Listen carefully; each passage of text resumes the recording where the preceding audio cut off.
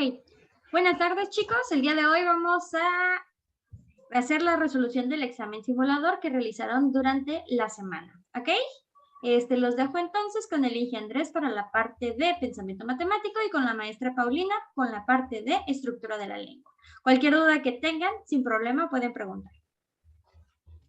Sí, hola chicos, vamos a empezar con la resolución del examen en la parte de pensamiento matemático. Esta es la pregunta número 1. ¿Cuál es la distancia que hay en los puntos 2,3 y 5,8 en un plano cartesiano? Aquí se utiliza la fórmula para calcular la distancia entre dos puntos, que es el x2 menos x1 al cuadrado más y2 menos y1 al cuadrado. Ahora vamos a sustituir. ¿Cuál es nuestra x2? Es 5. Entonces sería raíz cuadrada de 5 menos x1, que es 2, al cuadrado más y2, que es 8, menos 3 al cuadrado. ¿Cómo nos queda? Nos queda que la distancia es igual a 3 al cuadrado más 5 al cuadrado, que es igual a raíz cuadrada de 9 más 25, igual a raíz cuadrada de 34. Por lo tanto, en esta pregunta, la respuesta correcta es el inciso B, raíz cuadrada de 34. Ahora, para la pregunta número 2, tenemos que la suma de las edades de Belén y Paola es de 30 años. ¿Cómo nos queda esto? Nos queda B más P, Belén más Paola, es igual a 30 años. Si Belén tiene 30 años más que 6 años más que Paola, nos queda Belén es igual a Paola más 6. Encuentra las edades respectivas. Lo que podemos hacer aquí es sustituir el valor de Belén o el valor de B en nuestras dos ecuaciones y resolverlo. Nos queda, como B es igual a P más 6, lo podemos sustituir en la primera, que es P más 6 más P es igual a 30. Y nos queda 2P es igual a 24. ¿Por qué? Porque estamos despejando y tenemos más 6 en la izquierda y a la derecha pasa como menos 6. Resolviendo, dividiendo entre 2, despejando igual, tenemos que Paola tiene 12 años. Y como Belén es 6 años mayor que Paola, Belén va a tener 12 más 6, 18. Por lo tanto, en esta pregunta la respuesta es el inciso A. Belén tiene 18 años y Paola tiene 12. Ahora tenemos la pregunta 3. El producto de dos números naturales consecutivos es 210. ¿Cuáles son esos números? ¿Cómo nos queda esto? Nos queda que el producto de dos números, o sea, X, y nos pide naturales consecutivos. Entonces el siguiente sería X más 1 es igual a 210. Resolviendo, nos queda X por X, X al cuadrado más X es igual a 210. ¿Y qué tenemos acá? Tenemos una ecuación cuadrática que la tenemos que resolver utilizando la fórmula general. Pero primero lo debemos dejar en esta forma para emplear el valor, para encontrar el valor de A, B y C. Si recuerdan, la fórmula general es menos B más menos raíz cuadrada de B cuadrada menos 4AC sobre 2A. ¿Qué tenemos acá? El valor del A, el valor de B y el valor de C. Entonces vamos a sustituirlo. Lo vamos a hacer de este lado. Nos queda menos B. ¿Cuánto vale B? 1. Luego más menos raíz cuadrada de B, 1 al cuadrado, menos 4. ¿Cuánto vale A? A vale 1. ¿Cuánto vale C? Menos 210. Todo esto dividido entre 2 por 1. Muy bien, voy a borrar lo de arriba para que tenga espacio. Y seguimos resolviendo. ¿Cómo nos queda? Nos queda menos 1 más menos raíz cuadrada de 1 más 210 por 4. ¿Por qué más? Porque menos por menos da más. Nos queda más 840 dividido entre 2. Seguimos resolviendo, nos queda menos 1 más menos raíz cuadrada de 841 dividido entre 2. La raíz cuadrada de 841 es 29. Entonces tenemos nuestra x1 es igual a menos 1 más 29 entre 2. Y nuestra x2 nos queda como menos 1 menos 29. Acuérdense que está el más menos porque tenemos dos valores de x entre 2. Acá nos queda 14, que es 28 entre 2. Y acá nos queda 15, menos 15, que es menos 30 entre 2. Ahora acá nos piden números naturales consecutivos. Por lo tanto, tienen que ser números positivos. Y el único valor que nos dio positivo es 14.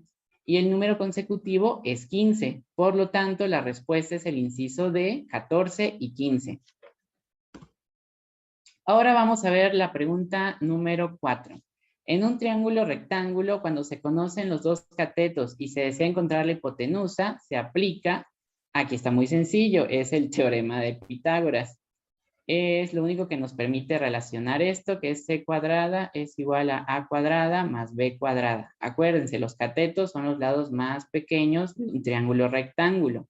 Tiene que ser rectángulo para aplicar el teorema de Pitágoras.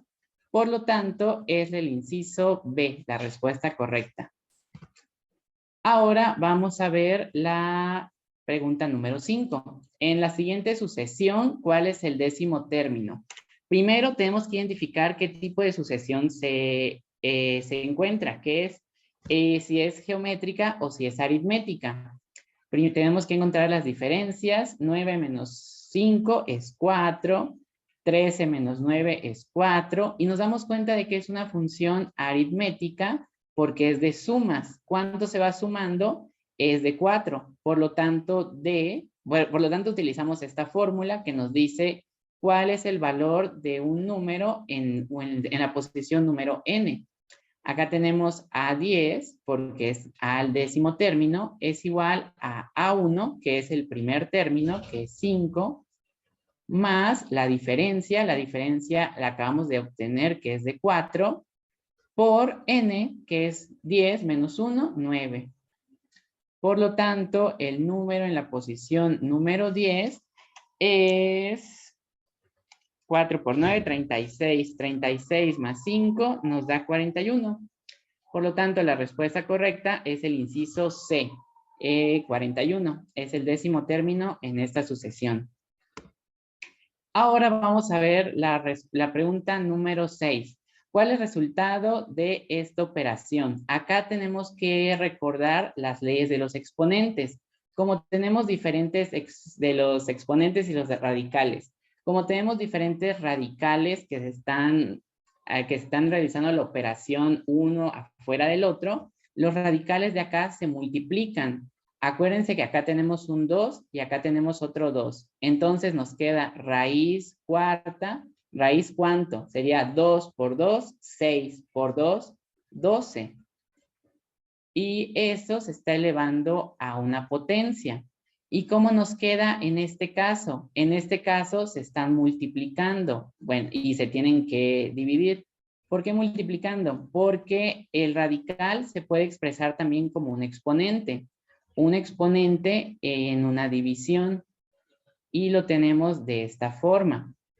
Ahora tenemos de un radical afuera de otro radical y se multiplican. Y tenemos 4 a la 24 entre 12.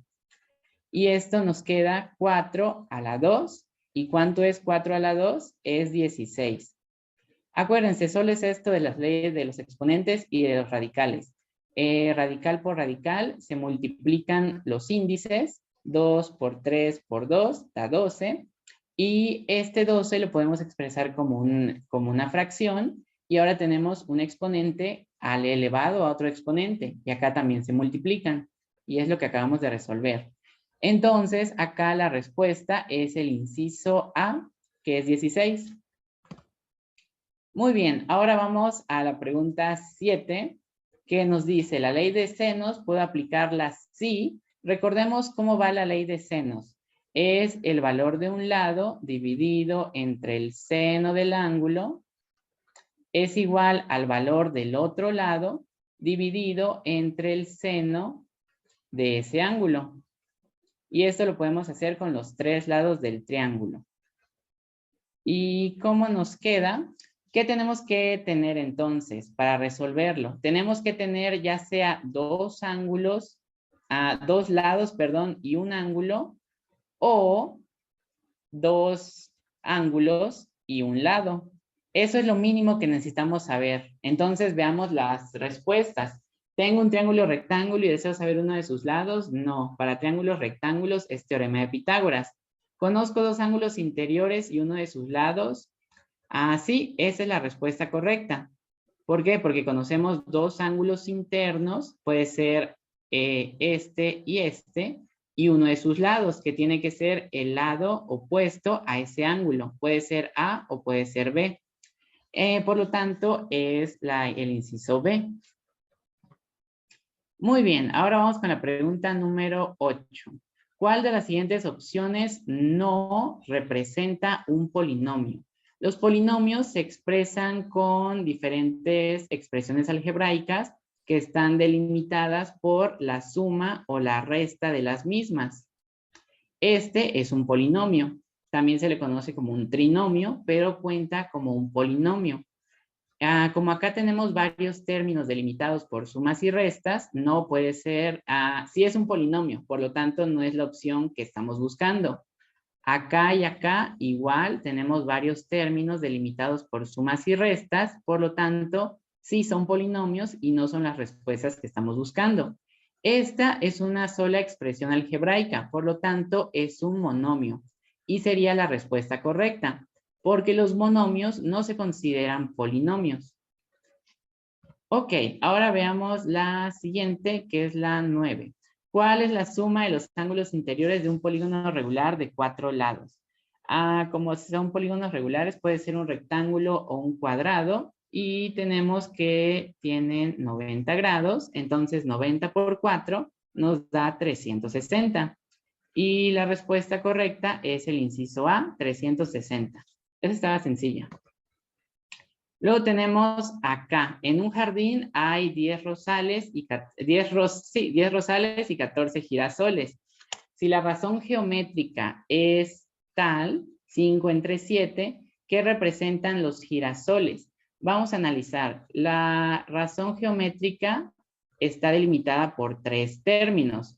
Está delimitada por la razón, que es el resultado de la razón geométrica, por lo tanto razón no puede ser, el consecuente y el antecedente.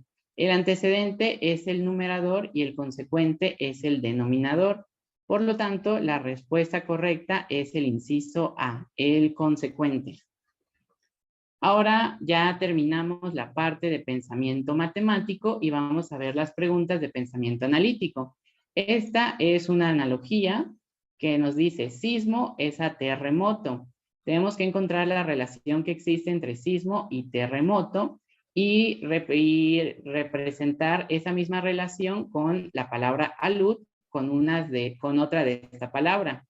Si no saben qué es salud, podemos eliminar las demás respuestas, podemos ir eliminando las demás respuestas y tratar de analizar cuál es. Sin embargo, alud es como cuando se van cayendo, cuando cae la nieve de la montaña, pero no es tan grave como una avalancha. ¿Por qué? Porque esta es la relación que existe entre esas dos palabras. Un sismo es el movimiento tectónico de la placa terrestre, pero un terremoto es un movimiento tectónico de mayor intensidad. Y alud, como es esto de la nieve que va cayendo, pero no cae tan fuerte como una avalancha, lo más fuerte sería una avalancha. Por lo tanto, avalancha es la respuesta correcta. Ahora tenemos esta otra pregunta. Encuentra los términos que hacen falta. Y tenemos una sucesión alfanumérica de letras y números.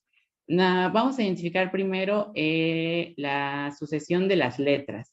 Tenemos 28, 14, luego 7 medios, 7 cuartos y tenemos que identificar estos dos puntos. Al parecer, él es una sucesión geométrica que se va dividiendo entre dos. Por lo tanto, el siguiente término numérico tiene que ser 7 y luego es 7 medios, 7 cuartos y aquí sería 7 octavos. Y con eso podemos resolverlo al darnos cuenta de las respuestas que son las únicas que tienen 7 y 7 octavos. Si queremos resolver también la secuencia de las letras, está sencillo también. Podemos ver el abecedario. Es R, P, Q, S, T, U, V, W, X, Y y Z.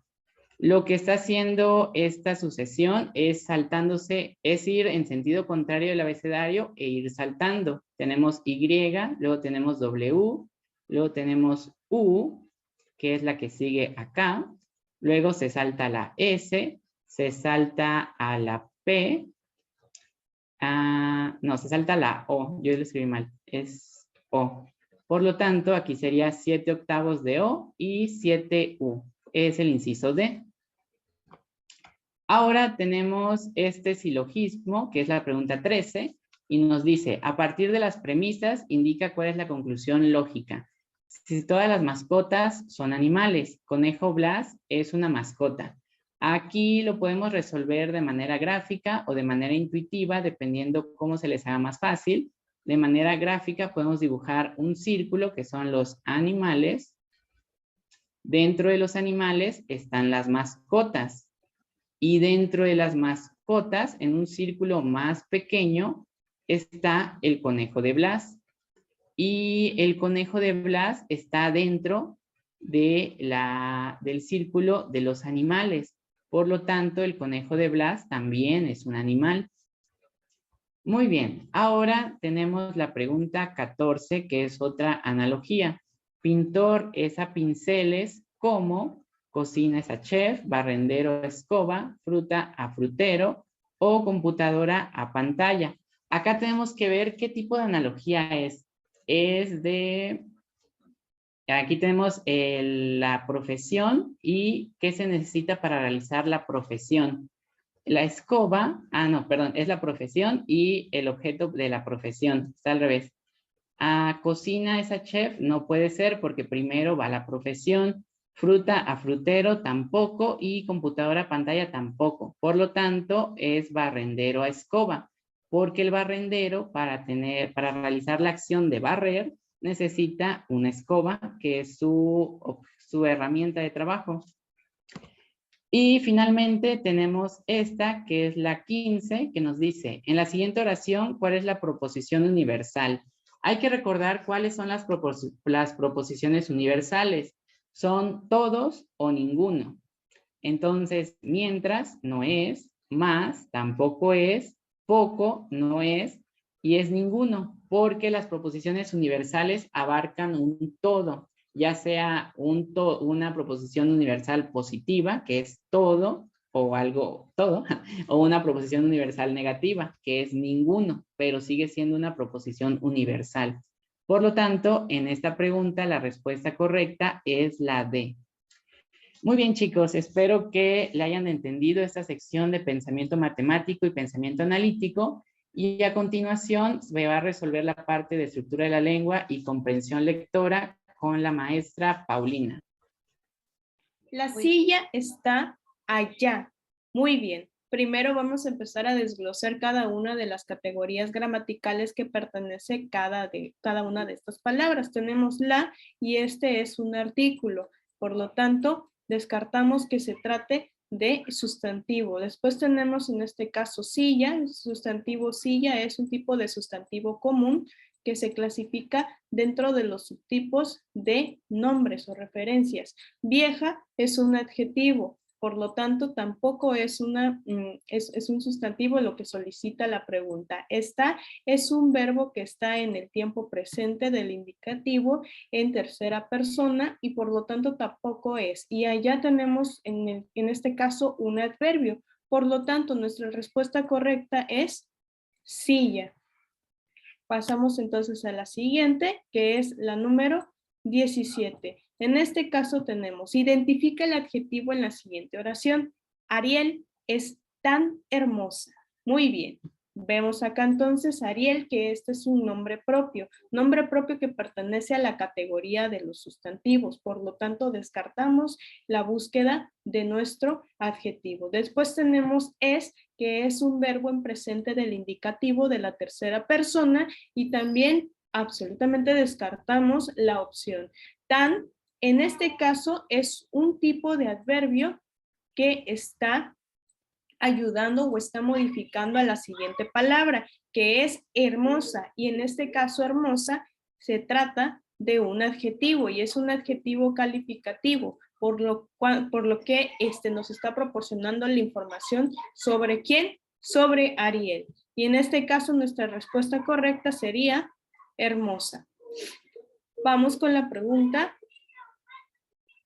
18. En este caso tenemos, son palabras que en uso establecen relaciones de coordinación y subordinación entre palabras u oraciones. Existe una sola categoría que nos ayuda a identificar cuáles son estas conexiones o estas relaciones que se establecen a partir de este tipo de palabras. En este caso se trata de dos tipos. Hablamos de preposiciones y conjunciones, pero las únicas que establecen relaciones tanto de coordinación como subordinación, es decir, hablamos de dos oraciones coordinadas que tienen igual equivalencia, al igual que hablamos de oraciones de subordinación, que hablamos que una se trata la oración principal, mientras que la otra es la dependiente. Entonces, este refiere a las conjunciones. Por lo tanto, nuestra respuesta correcta sería las conjunciones, porque es la única que puede establecer este tipo de relaciones, tanto de coordinación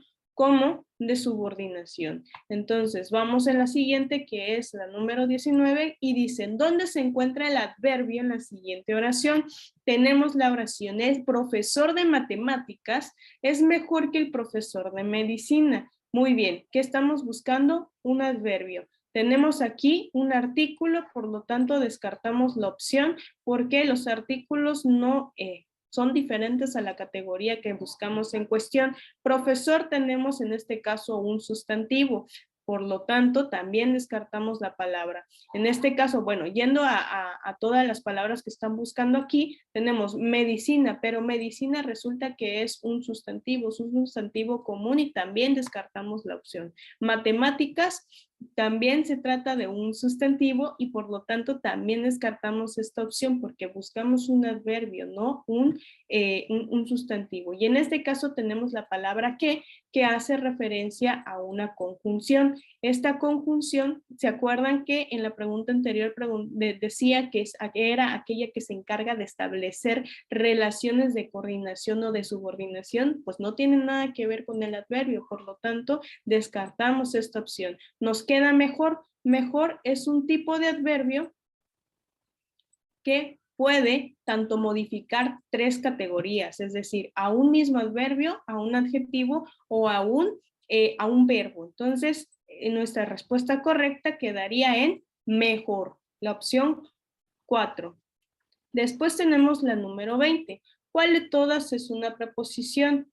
Vamos a descartar cuáles tenemos como las opciones. Tenemos que en el caso del i hablamos de una conjunción o un nexo que en este caso son tipos de conjunciones que establecen relaciones de coordinación y por lo tanto descartamos esa opción porque la conjunción es una categoría totalmente diferente a las preposiciones. Hola, este hola está haciendo referencia a un tipo de categoría gramatical que se le conoce como interjecciones. Por lo tanto, interjecciones es totalmente diferente a las preposiciones. Después tenemos se. El se es un pronombre personal impersonal. Esto quiere decir que pertenece a la categoría de los pronombres y por lo tanto también descartamos esa opción como correcta, ya que estamos buscando preposiciones y no pronombres. Por lo tanto, nos queda la primera opción, el inciso A, ante.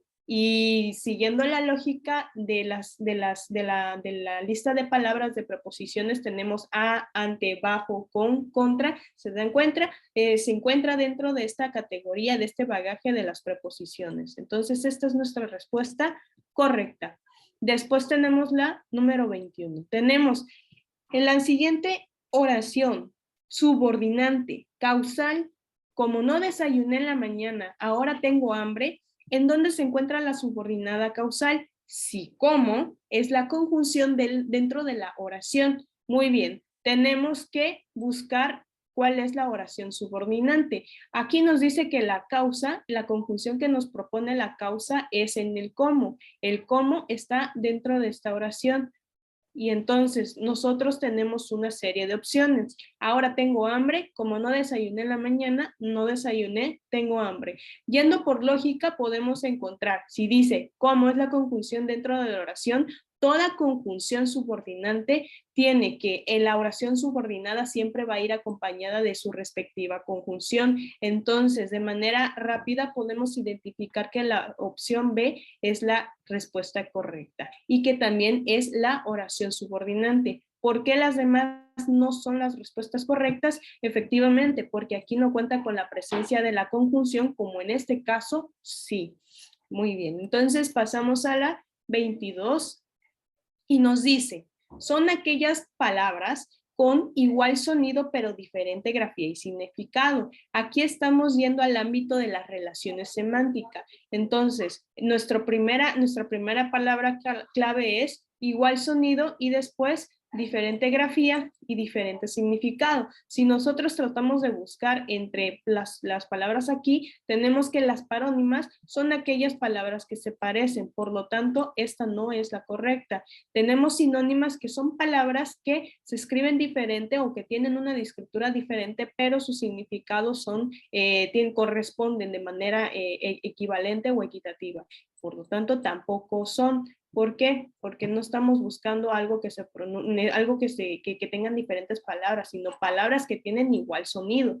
Bien, en este caso tenemos las homófonas. Las homófonas tienen como definición que son palabras que se escuchan igual, se pronuncian igual, se escuchan igual, pero su significado y su grafía son diferentes. ¿Por qué? Porque si nosotros descartamos aquí, tenemos homo y fonas. En este caso, homo significa mismo y fono significa sonido. Por lo tanto, nos está indicando que hablamos de palabras que tienen el mismo sonido, pero también su grafía es diferente y su significado tiende a ser lo mismo. Entonces, acá la respuesta correcta sería homófonas. Y bueno, por ende, antónimas no sería porque pues, son palabras que tienen significados opuestos. Vamos a la 23 y tenemos signo ortográfico que hace una pausa mayor que la coma, pero menor que el punto seguido. Resulta que hay tres signos de puntuación que nos hacen hincapié en la pausa. Es decir, una tiene una pausa menor, una tiene una pausa mediana y la otra tiene una pausa mayor. Y es en esta secuencia. Tenemos la coma. La coma es la pausa más pequeña dentro de todo el grupo de signos de ortografía, que son coma y punto. Después tenemos una pausa mayor que nosotros realizamos y para establecerlas utilizamos el punto y coma. Esta resulta que es mayor a la coma. Por lo tanto, esta tendría que ser nuestra respuesta correcta, mientras que el punto y seguido lo utilizamos para hacer una pausa mayor al punto y coma y por ende a la coma. El que se encuentra dentro, digamos el que está aquí como opción correcta sería punto y coma. Punto final no, porque aquí hablamos de los mismos signos de puntuación, el punto que es una pausa mayor, paréntesis no porque nos sirven para hacer tipos de aclaraciones y puntos suspensivos tampoco porque no estamos tratando de establecer alguna pausa prolongada. Por lo tanto, nuestra respuesta correcta sería punto y coma. Después tenemos la 24. Aquí ya estamos en el área de comprensión lectora. La primera es la etapa de la lectura que te permite hacer un análisis de lo leído. Resulta que tenemos 3 etapas de la lectura. La primera es la prelectura, es decir, es el primer esbozo que realizamos sobre un libro de texto. Después tenemos la lectura, que es cuando ya nos encontramos en el proceso de la lectura, empezamos a hacer análisis, empezamos a hacer inferencias. Y después tenemos el área de la postlectura, que es cuando nosotros ya empezamos a fraguar la información y hacemos un análisis más a profundidad. Y por lo tanto, bueno, en el caso del contexto ya engloba todas las etapas que tenemos por acá. Por lo tanto, la respuesta correcta es postlectura, porque ya después de la lectura nosotros podemos hacer un análisis detallado de la lectura que se llevó a cabo. Muy bien.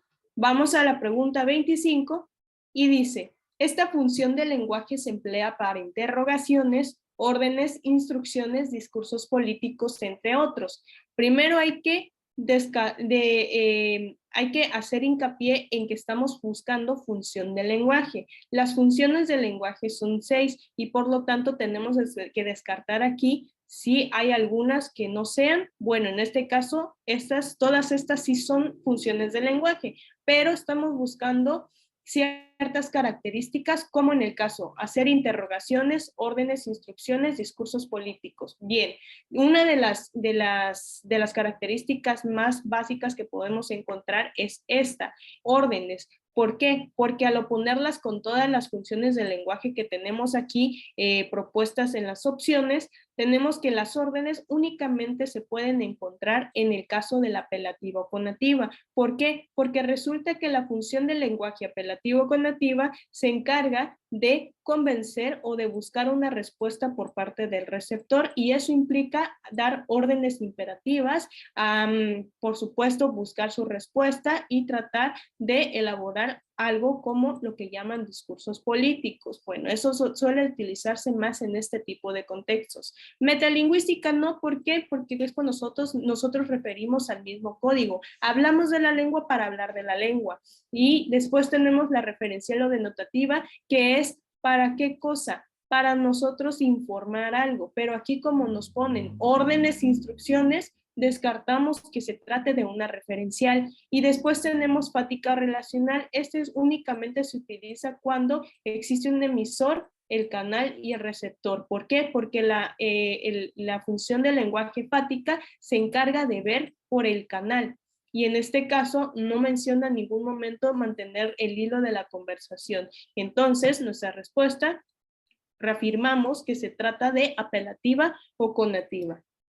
Vamos a la 26 y tenemos, tanto emisores como receptores utilizan esta función para comprobar que el canal de comunicación está activo. Lo que dije hace un momento, tenemos emisor, tenemos un canal y tenemos un receptor. En el canal se establece una serie de actividad entre estos dos. Por lo tanto, esta actividad es el enfoque de la fática o relacional, porque es la que se encarga de ver que el canal esté activo, que la conversación se esté gestando entre el emisor y el receptor. Poética la descartamos porque estamos hablando de un lenguaje elaborado y nos centramos más en el mismo código que en el caso del canal. Emotiva, ¿por qué? Porque hace la alusión al emisor únicamente y solo se centra en buscar qué es lo que siente, y también descartamos esta opción. Metalingüística, por ende, decíamos, se usa la lengua para hablar de la lengua. ¿En qué casos? Por ejemplo, en los diccionarios.